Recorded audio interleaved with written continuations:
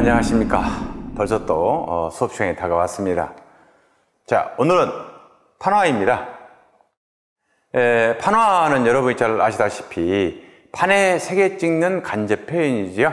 그래서 쉽게 생각하면 도장, 그러면 바로 판화다, 이렇게 인식하면 쉬울 것 같습니다. 자, 그러면 판화에는 어떤 종류가 있고 어떤 특성이 있고 또 어떤 재료를 사용해서 어떤 특징으로 찍혀지는지 한번 차근차근 살펴보도록 하겠습니다. 자, 판화의 개념입니다. 자, 판화라고 하는 것은 판에 색에 찍는 그림이다, 이런 말입니다. 판에 색에 찍는 그림이다. 자, 보세요. 판에 그림을 새기고, 새길 때는 조각도나 해먹이나 또는 기타 용구를 사용합니다. 찍어내는 간접 표현이다 그랬어요. 켄트지의 그림을 그려서 색을 칠하고 하는 것을 직접 표현이라고 하죠. 내가 보여주고자 한 매체에 직접 표현하는 것을 직접 표현하고 그러는데요. 여기는 판에 새겨서 잉크를 발라서 종이에 다시 찍어서 판을 감상하는 것이 아니라 찍어진 그림을 봅니다. 그래서 이것을 간접 표현이라 그래요. 그래서 이 판에 새겼기 때문에요, 여러 장을 찍을 수 있어요. 그래서 복수성이라 그래요. 여러분 도장 한번 하면 계속 사용할 수 있죠. 그것처럼 판화는 그 판이 훼손되지 않는 한 여러 장을 계속해 찍을 수 있다. 이것을 복수성 그래요. 그래서 이것은 간접 표현을 간접성, 여러 장 찍을 수 있는 것을 복수성, 이렇게 정리하기도 합니다. 다음에 판재나 파는 방법에 따라 독특한 재질감이 나타나며 생활 속의 활용도가 매우 높다 그랬어요. 흔히 말하는 도장, 그 다음에 지금 옷감 무늬 인쇄도 실크 스크린으로 인쇄를 합니다. 공판화죠. 그 다음에 우리 교과서 책 있잖아요. 이것도 전부 다 판화로 인쇄를 한 거예요. 즉 판화의 원리를 그대로 이용한 것이 바로 여러 가지 인쇄물이다, 이렇게 이해하시면 되겠습니다. 자, 그러면 또 좀 더 한 걸음 더 깊이 들어가 보도록 하겠습니다. 자, 판화의 종류와 제작 그랬어요. 먼저 이제 볼록 판화를 한번 보겠습니다.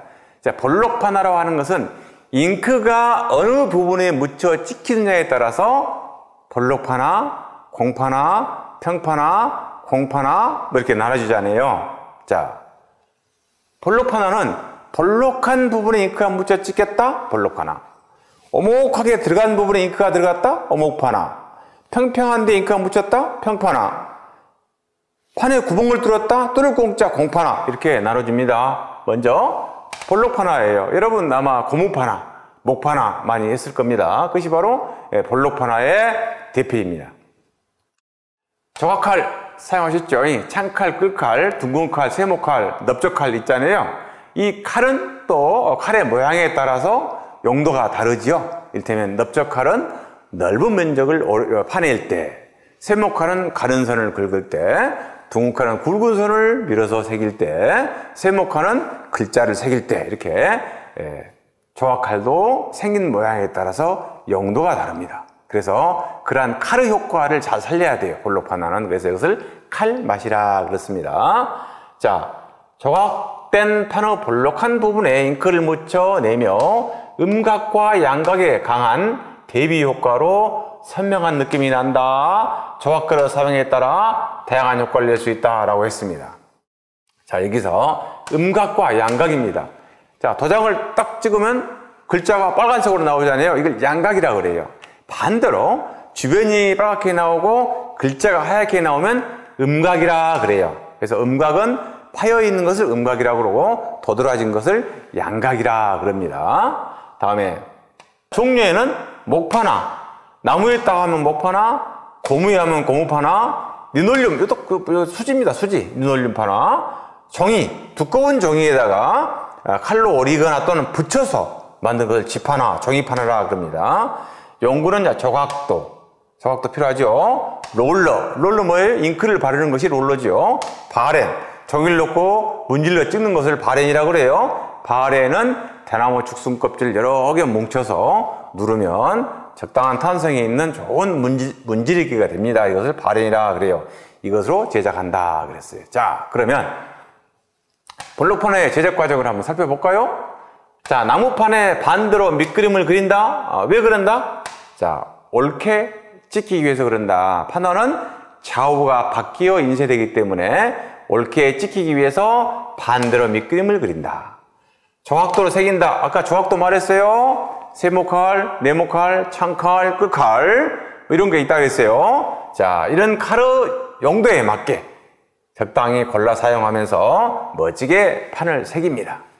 그 다음에 롤러에다가 잉크를 묻혀서 판에 골고루 칠해야 되겠죠.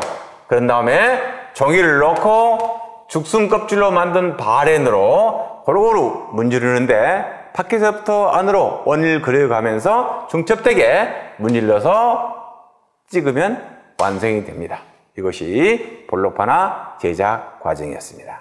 자, 다음에 볼록판화의 종류 중에 지판화라는 게 있어요. 지판화.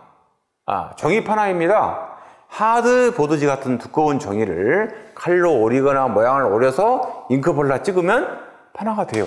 그런데 얇은 종이 같은 경우는요, 또 모양을 오려 붙여서 볼록하게 튀어나와서 잉크를 발라 찍어도 역시 지판화예요. 자, 여기서 고무판화는 목판화 대신 고무를 쓰면 고무판화가 되겠죠. 그래서 재료는 어떤 재료를 쓰더라도 볼록 튀어나온 부분에 잉크가 묻혀 찍혔으니까 볼록판화다 이렇게 이해하시면 되겠습니다. 자, 보세요. 밀러의 볼록판화죠. 위대한 한강. 자, 우리나라 한강이죠. 자, 다음은 오목판화입니다. 오목한 자리에 잉크가 묻혀 찍힌다 그랬어요. 여러분이 좀 이해가 안 될 부분이 있을 거예요. 판화 도장 그러면 튀어나온 부분에 잉크가 묻히는데 어떻게 오목한 부분에 잉크가 묻혀 찍히지? 예. 제가 그 궁금증을 해결해 드리겠습니다. 일단은 설명을 들어보시기 바랍니다. 자, 오목판화는 세밀한 표현이 가능하고 증권이나 지폐, 우리가 사용하고 있는 종이돈 있잖아요. 종이돈은 전부가 다 오목판화로 제작을 했습니다. 자, 다음에 섬세한 인쇄가 필요한 것들에 주로 사용한다. 제작법은 직접법과 간접법이 있다 그랬어요. 자, 직접법은 직접 판에 새기는 방법이며 간접법은 판을 질산에 부시시켜서 미세한 요철을 만든 후 농담까지 표현할 수 있습니다. 바로 우리가 지폐 같은 것이 바로 이 간접법으로 판을 부시시켜서 인쇄한 것이 바로 지폐 인쇄의 법입니다. 자, 종류 보겠습니다. 직접법, 인그레이빙, 드라이 포인트, 매드 텐트입니다. 자, 같은 얘기입니다. 자, 드라이 포인트 쉽게 설명할게요. 아크릴판 있죠?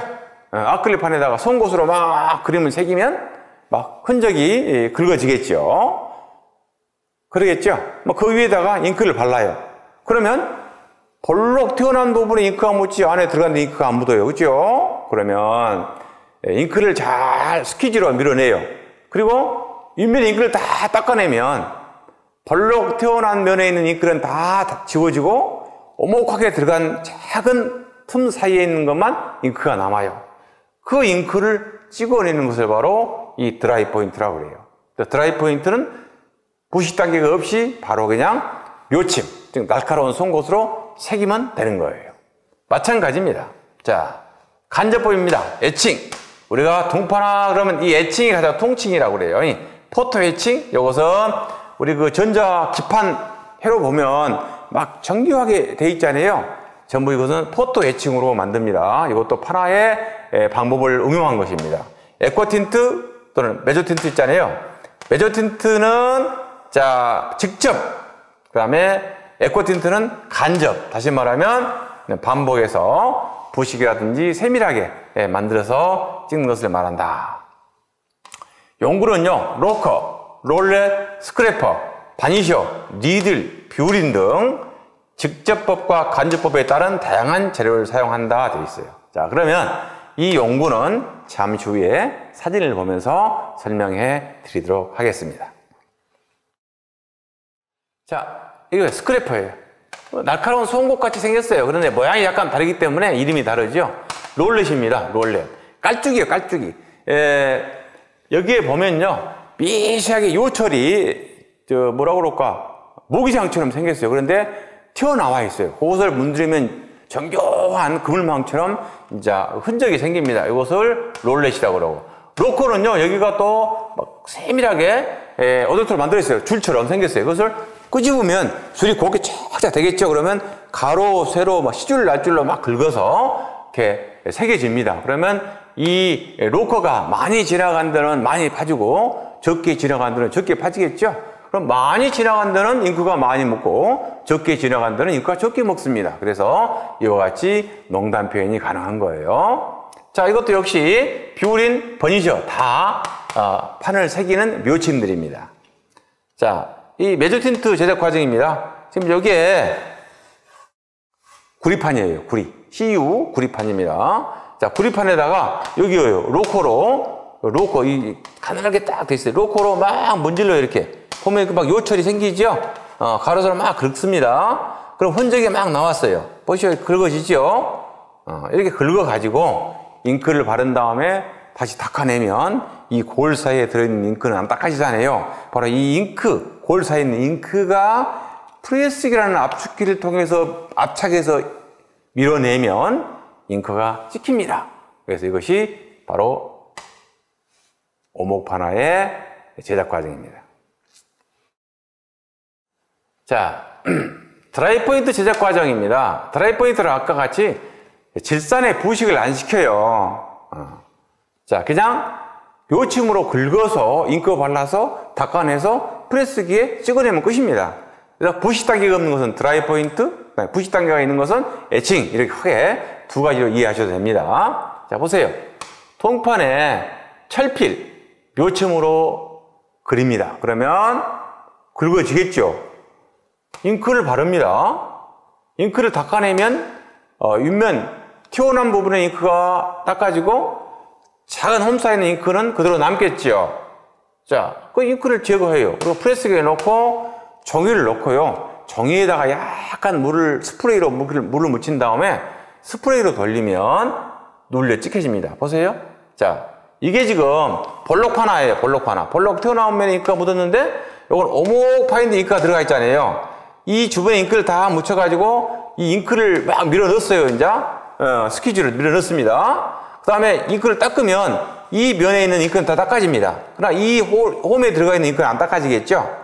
이 잉크를 들어두고 프레스기가 있어요. 프레스기. 두 개는 크게 스프링으로 누르고 있습니다. 그 다음에 철판이 있고 동판을 위에 딱 올리고 종이를 딱 덮고 프레스기를 돌리면 이 압축된 이 롤러 사이로 쭉 지나가게 됩니다. 그러면 이 종이가 압축되어서 이 홈 속에 있는 잉크를 딱 찍어내요. 이것이 바로 드라이 포인트 인쇄 과정입니다.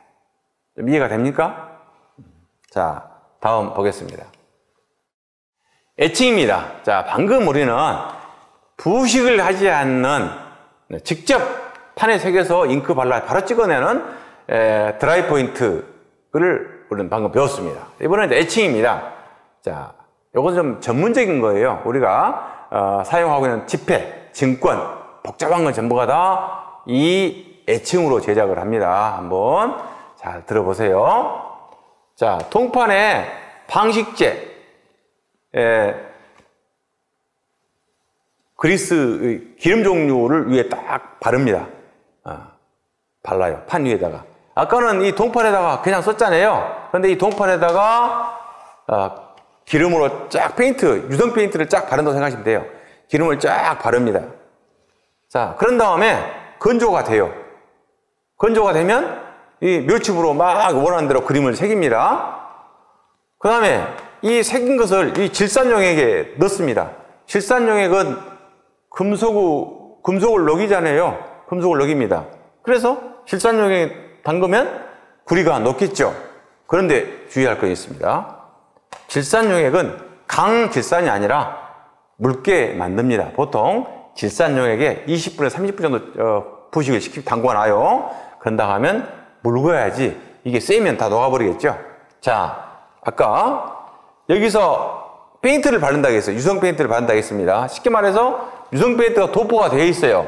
그리고 이 묘칩으로 긁었습니다. 그러면 페인트가 벗겨진 부분은 묘칩으로 긁은 자리만 페인트가 벗겨졌어요. 그렇죠?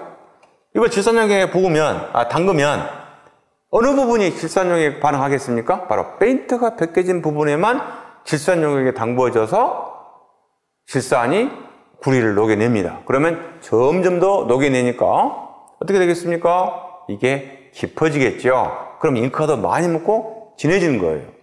그렇겠죠? 그래서 이와 같이 한 번만 부식을 시킬 수도 있고 두 번, 세 번 부식을 시킵니다. 자, 예를 들면 자, 한 번 부식을 시키는데 1mm가 녹았어요. 또 부식을 시키면 2mm가 녹습니다. 또 부식을 시키면 3mm가 녹겠죠. 그러면 1mm의 잉크 양과 3mm의 잉크 양은 다르겠죠. 그래서 1mm 한 번 부식한 것은 1mm 잉크가 묻고 두 번은 2mm, 세 번은 3mm. 그러면 3mm만큼 잉크가 축적되어 있으니까 많이 부식된 곳은 잉크가 진하고 적게 부식된 데는 잉크 양이 적으니까 연합니다. 그래서 인쇄를 하게 되면 잉크가 많은 데는 진하게 나오고 잉크가 적은 데는 연하게 나옵니다. 이렇게 해서 농담 표현을 하는 거예요. 바로 이것이 그 과정입니다. 자, 보세요. 부식을 시키고 이 산에 이제 판에가 뭐가 묻어 있어요? 질산이 묻어 있잖아요. 산은 사람 살이 녹으니까 흐르는 물에 잘 씻어야 됩니다. 흐르는 물에 씻고요. 그런 다음에 물기가 제거된 다음에 잉크를 발라요. 그래갖고 막 잉크를 구석구석 밀대로 막 잉크를 넣습니다. 그런 다음에 판에 잉크를 다 닦아내요. 그러면 홈 사이에 있는 잉크만 남아요. 그래가지고 이렇게 프레스기에 놓고 판을 놓고 종이 약간 물에 축여서 프레스기에 돌리면 압축에 의해서 이와 같이 인쇄가 딱 된 겁니다. 이건 말로 설명하면 약간 이해가 안 될 법한데요. 이게 실제 보면 정말 허망하게 이해가 됩니다. 여러분도 아마 머리가 총명하니까 금방 이해하시리라 믿습니다. 자, 다음에 이제 평판화입니다. 자, 이게 좀 이해가 안 될 거예요, 여러분. 평평한 면에 잉크를 바르면 다 잉크가 묻는데 어떻게 특정한 부분에 잉크가 묻지? 이렇게 생각하시는데요. 자, 이것은요, 물과 기름이 섞이지 않는 배수성의 원리를 이용한 것이 바로 이 평판화예요. 자, 제가 여기 그 모노타이프 말고 이 석판화, 리소그래피라 그래요. 리소그래피를 제가 예로 설명을 드릴게요. 그러면 이게 자동으로 해결됩니다. 자, 리소그래피는요, 먼저 리소그래피가 딱 있으면 여러분 그 크레용 같은 걸로 그림을 막 그려요. 크레용은 유성이지요. 크레용으로 그림을 막 그립니다. 그러다가 그림을 그리고 나서 이 판 위에다가 아라비아 고무역을 싹 발라요. 이 아라비아 고무역은 수용성이에요. 그래서 크레용으로 그렸던 자리는 아라비아 고무역이 안 묻고 크레용이 없는 데만 다 묻어서 딱 정착이 됩니다. 그건 말라요. 그럼 딱 코팅이 된 겁니다. 그런 다음에 그 위에다 스펀지로 판 위에다가 물을 살짝 발라요. 그러면 아라비아 고무역이 물을 싹 또 빨아들이겠죠. 그래서 동그란 롤러에다가 잉크를 묻혀가지고 그 판에 막 굴리면 내가 아까 크레용으로 그린 데는 유성 물감이 딱 붙고 아라비아 고무역이 붙은 데는 물기가 있었기 때문에 이 유성 물감이 묻지를 않아요. 그래서 크레용으로 그린 데만 잉크가 묻어요. 그렇게 해서 찍어내면 바로 리소그래피가 완성이 되는 거예요. 좀 특이하죠? 그런데 이게 모노타이프죠. 모노타이프로 간단해요. 유리 있죠, 유리같이 평평한 면에 물감으로 여러분 붓을 가지고 막 그림을 그려요. 종이로 딱 찍어내면 찍어지겠죠. 평평한 면에 잉크를 발랐어. 종이를 찍어냈어. 그냥 평판 아닙니까? 그죠? 근데 이게 단점이 있어요. 모노타입다 그랬잖아요. 한번 찍고 나면 잉크 양이 부족해지거나 그림이 뭉개져서 똑같은 그림을 한 장 이상 찍을 수가 없어요. 그래서 모노타이프, 한 장밖에 찍을 수 없는 판하다, 이런 말입니다. 자, 보겠습니다. 평평한 면에 잉크를 묻혀 찍어낸다. 물과 기름의 반발 원리를 이용하여 찍어낸다. 펜이나 붓 등의 농담과 터치가 그대로 살아난다 그랬어요. 아까 선생님은 이제 크레용으로 예를 들었는데요. 해먹 있어요. 해먹. 유성먹을 갈아가지고 쓰면요, 농담까지 됩니다. 그래서 해먹이 많이 묻은 데는 진하고 적게 묻은 연합 거 아닙니까? 그러면 해먹이 많이 묻은 데는 잉크도 많이 먹고 적게 묻은 잉크가 적게 먹어요. 그래서 농담 표현이 가능해요. 그래서 해먹은 붓에 붙잡고 막 그리면요, 그림처럼 그릴 수 있어요. 농담도 자유스럽게, 선도 부드럽게 막 할 수 있어요. 그래서 가장 자유스러운 표현이 가능한 것이 바로 이 평판화입니다. 자, 해먹, 리소크레용, 아라비아 고무액, 석판기. 석판기는 뭐겠어요? 찍어내는 것이죠. 등으로 제작한다. 이렇게 되어 있습니다. 좀 이해됩니까? 근데 이제 우리가 옵셋 인쇄 그러잖아요. 옵셋 인쇄. 가장 최고급 인쇄는 바로 이 평판화 원리로 인쇄합니다. 우리가 옛날 요즘 같은 이제 그 기계로 막 그 첨단 기계로 인쇄하기 전에는요, 고급 인쇄는 전부 다 이 옵셋 인쇄를 했습니다. 그래서 옵셋 인쇄의 기술에 따라서 엄청난 가격차가 많았습니다. 그것이 평판화입니다. 자, 석판화. 방금 제가 설명했던 내용이 석판화라고 생각하시면 돼요. 석판이 뭐라고? 영어로 리소그래피라고 한다. 그래서 리소그래피와 모노타이프가 이 평판화에서는 대별되는 이름이고 좀 다릅니다. 자, 이와 같이 이런 것들은 전부가 다 그림지 인쇄물이 색깔이 들어있는 것은 전부가 다 해먹이나 리소크레용으로 그려서 잉크를 바른 것이고, 이렇게 잉크가 묻지 않은 데는 아라비아 고무액이 묻어서 잉크가 묻지 않게 해서 이렇게 인쇄하는 거예요. 그죠?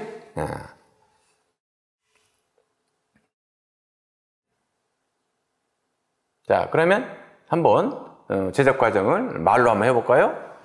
자, 석판에 해먹이나 리소크레용으로 그림을 그린다. 아까 제가 크레용 그랬어요. 야, 이 해먹이나 리소크레용은 유성입니다. 아라비아 고무액은 수성입니다. 그래서 얘와 얘가 서로 섞이지 않습니다. 자, 크레용으로 그리고 아라비아 고무액을 바르고 스펀지로 물을 바르고, 아라비아 고무액을 바른 다음에 바로 바른 것이 아니라 건조시킨 다음에 스펀지로 물을 바르고, 자, 간단하게 건조시킵니다. 그 다음에 잉크를 바르면 아라비아 고무액은 잉크가 묻지 않고 해먹이나 리소크레용으로 그린 데만 잉크가 묻습니다. 그래서 석판기로 찍어내면 이와 같은 판화 그림이 완성이 됩니다. 자, 공판화입니다. 자, 뚜루공짜 공판화예요. 아까는 튀어나오게 하거나 깊게 파거나 아니면 평평하면 했는데, 이런 뽕 뚫어서 그 구멍 사이로 잉크를 흘려보내는 거예요. 여러분이 제일로 많이 한 것이 없습니까? 요거 스텐실이 공판화입니다. 다른 거 아니에요. 여러분, 텐트지에다가 예쁜 꽃 모양을 이렇게 그려가지고 스펀지에 물감 묻혀서 톡톡톡톡 치면 그 구멍으로 잉크가 들어가가지고 그 종이를 드러내면 예쁜 꽃 모양이 딱 나오잖아요. 이게 스텐실이에요, 이게 스텐실. 자, 이 원리입니다, 이 원리. 실크 스크린은 이 스텐실의 원리를 정말 정교하게 만든 거예요. 실크라는 천을 사용해서 한다. 그래서 실크 스크린이라고 그래요. 자, 봅시다. 뚫린 구멍 사이로 잉크를 밀어넣어 찍어낸다. 그림의 좌우가 바뀌지 않는다. 자, 모든 판화는요, 판의 좌우가 바뀌어 인쇄되는데, 이것은 구멍 뚫어 바로 직방으로 잉크를 흘려보내기 때문에요, 그림의 좌우가 바뀌지 않는 거예요. 이거 다릅니다. 간접표는 같아요. 복숭도 같아요. 그런데 판의 좌우가 바뀌지 않고 다 찍힌다. 즉, 볼록, 오목, 평판화는 좌우가 바뀌어 인쇄되는데, 이 공판화는 그대로 바뀌지 않고 찍힌다. 그런 말입니다. 종류에는 실크 스크린과 스텐실이 있다. 실크판이 있어야 되고, 감광액이 있어야 되고, 스퀴지가 있어야 되고, 그런다는 얘기예요. 자, 그럼 보세요. 제작 과정 보겠습니다. 실크판에 그림을 그린다.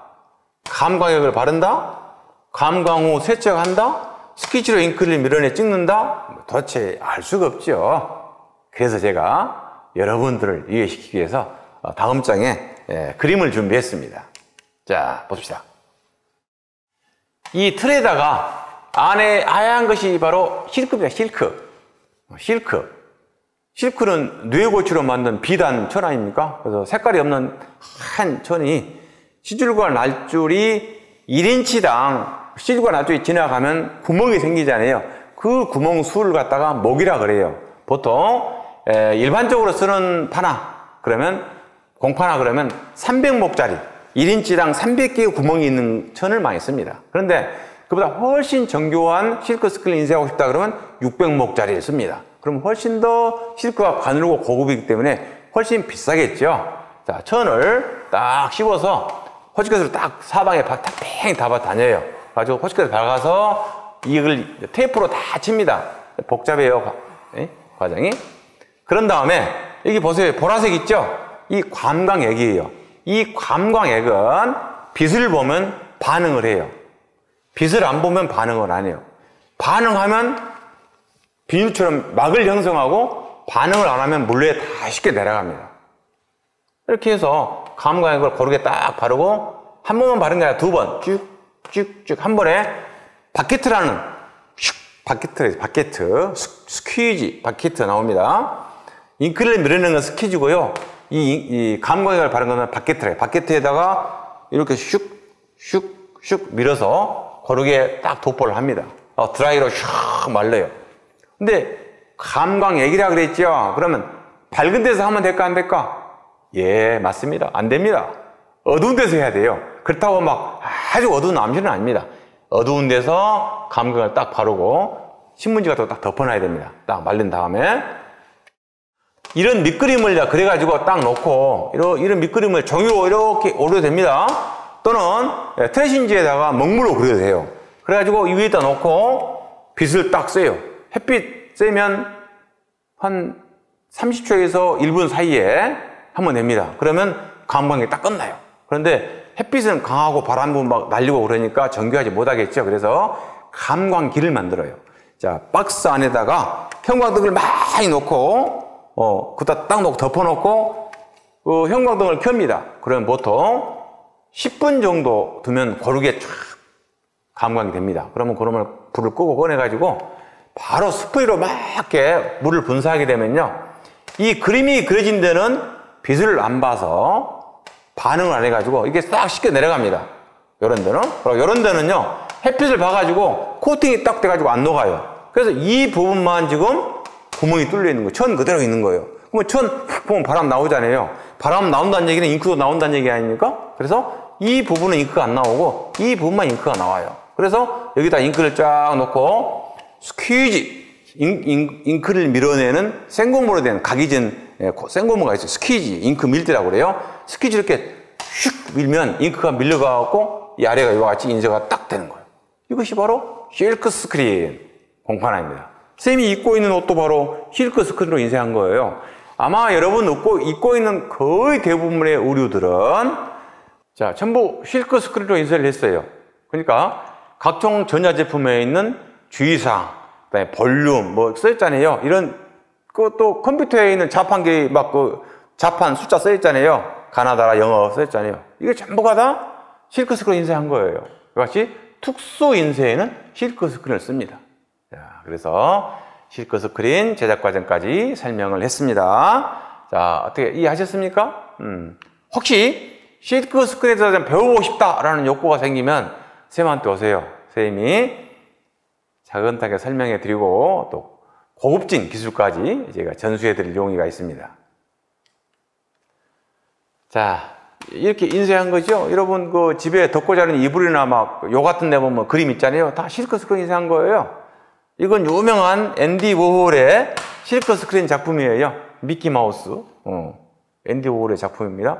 이렇게 유명한 작가도 이와 같은 방법을 통해서 실크 스크린 작품을 했습니다. 여러분도 충분히 할 수 있겠죠? 다색 파너라고 그러죠. 색이 2가지 이상 나온 것을 다색 파너라고 그래요. 그러면 이 까만 판 찍고 노란 판 찍고 빨간 판 찍고 분홍색 판 찍고 이렇게 하면 파란색 판 찍고 이렇게 판이 이 색상 수만큼 늘어나면 됩니다. 그래서 중첩에 핀을 맞춰서 탁 찍으면 돼요. 핀을 맞추는 것을 잠자리표라 그래요. 자, 다양한 파나 기법 보겠습니다. 모노타이프 아까 말했죠. 한 장밖에 찍을 수 없는 파나 모노타이프. 모든 파나는 판이 존재하는 한 여러 장을 찍을 수 있는데요.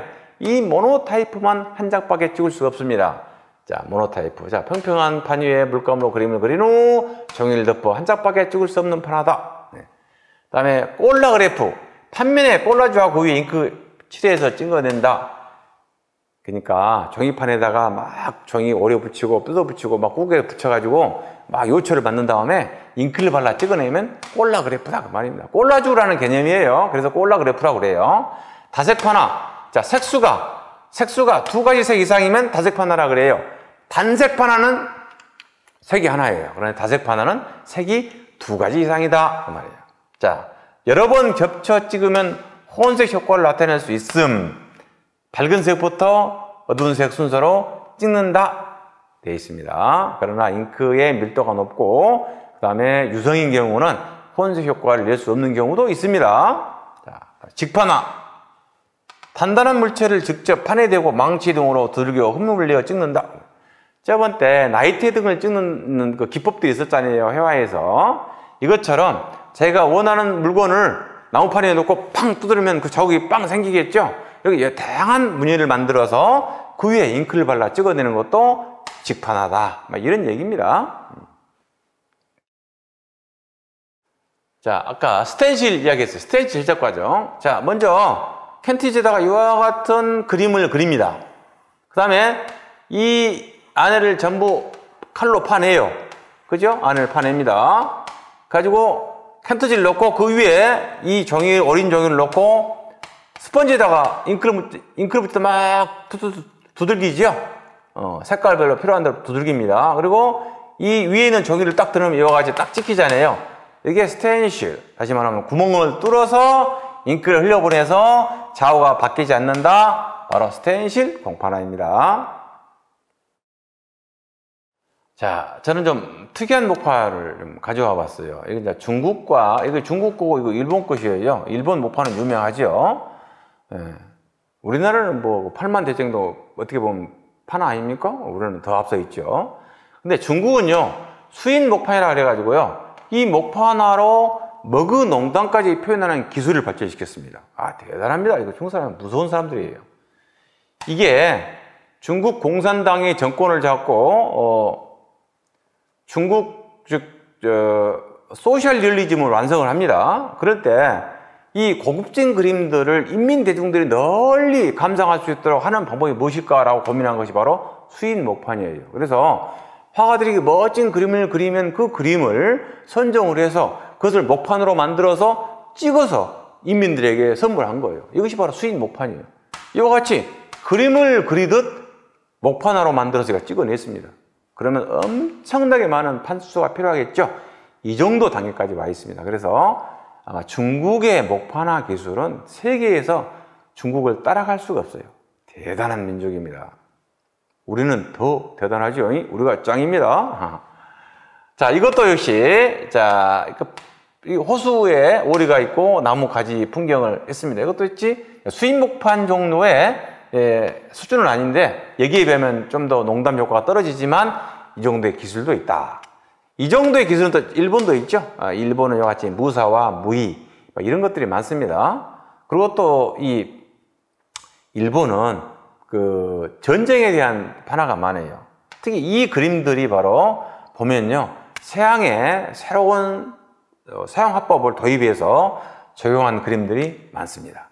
자, 파도 보세요. 이게 다 그 한 시대의 작품들입니다. 이 시대에 아주 풍미한 판화들이죠.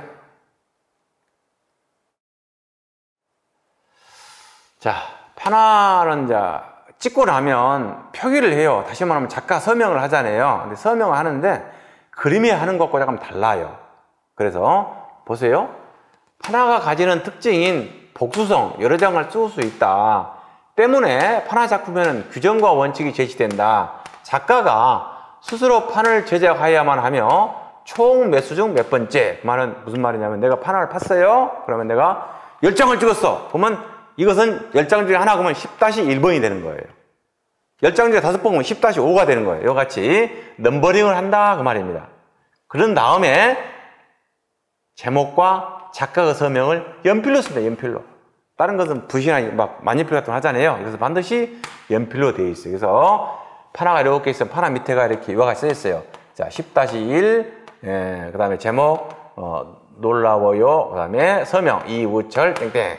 전부 다 연필로 쓴다는 겁니다. 자, 보세요. 1년 번호, 총 매수 분의 1년 번호. 이렇게 쓰면 됩니다. 다음에, 이 약자예요. AP라고 하는 것은 작가가 보관하려고요. 아, 내가 너무 좋아. 나는 나만 보고 싶어. 그러나 공개하기 싫어. 그런 경우에는, AP라고 쓰는데요. 그것은 바로 10% 이내에만 작가가 보관을 한다고 해요. 100장 찍었으면 10장만 보관하는 거예요. 그러고 AP라고 쓴다는 얘기죠. 그 다음에 TP. 나는 이건 연습용이야, 실험용이야. 이런 작품이에요. 그죠? PPP. 자, PP. 자, 작품을 교환하기 위해서, 다른 사람과 서로 교환하기 위해서, 한 경우는 이렇게 PP라고 어떤 약속의 기호를 쓰는 거예요. CP! 그러면, 어째요? 예, 에디션이 끝나고 더 이상 찍지 않기 위해서 판을 분쇄해버려요. 자, 그러면 나는 이 판을 찍고 나서 이 판을 분쇄했어. 그런 경우는 CP라고 기록을 한다. 이런 얘기입니다. 자, 오늘 고생했습니다. 또 숨가쁘게 판화에 대해서 일반적인 요소에 대해서만 공부를 했습니다. 판화는 실제 작업을 하고 나면 별거 아닌데요. 이렇게 말로 설명하려고 하니까 엄청 어려워집니다. 여러분도 그렇게 어렵게 생각하지 마시고 이해가 안 되면 이 선생님이 제시한 이 슬라이드 장면과 선생님 설명을 반복해 들으면요. 충분히 이해하시리라 믿습니다. 자, 그러면 과제에 나갑니다. 자, 여러분 댓글창에다가 간접성, 복수성, 실용성, 판호 좌우가 바뀐다. 이것 중에 하나만 써주시면 되겠습니다. 꼭 댓글창에 써주세요. 자, 고생했습니다. 편안한 시간 되십시오. 감사합니다.